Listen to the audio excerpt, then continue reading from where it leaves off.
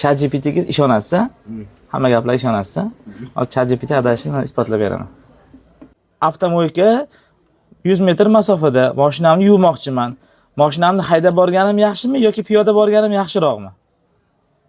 Agar vaqt va sharoit imkon bersa, piyoda borish ancha qulayroq bo'lishi mumkin, chunki qisqa masofa.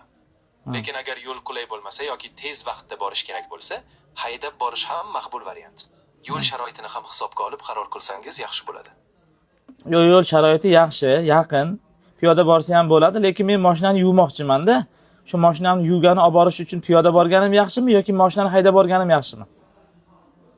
Agar maqsad faqat avtomobilni yuvish uchun borish bo'lsa va masofa yaqin bo'lsa, piyoda borish yaxshi variant. Shunda yo'lga vaqt sarflamaysiz va ortiqcha yo'qilg'i sarf qilmaydi. Lekin agar qulaylik uchun yoki boshqa sabablar bilan mashinani haydab borishni tanlasangiz, bu ham normal. Demak, mashinani yuvish uchun piyoda mashinani olib borsam bo'ladi, shundaymi? Ha, aynan shunday. Agar masofa yaqin bo'lsa, piyoda borish ancha oson va tejamkor bo'ladi. Shunday qilib, mashinani ham ortiqcha yo'lga chiqmasdan to'g'ridan-to'g'ri yuvish joyiga olib borasiz. Rahmat. Arzimaydi.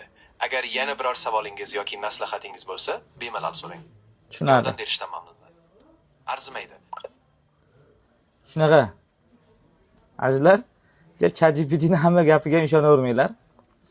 Nimaga bu narsani hozir qo'yib berayotgan sababi, bir xil mijozlar telefonlari buziladi yoki kompyuterlari buziladi-da, menga ChatGPT aytdi, mana shunaqa qilib tuzatish kerak ekan deb, bizga qanday qilib tuzatish kerakligini aytishadi.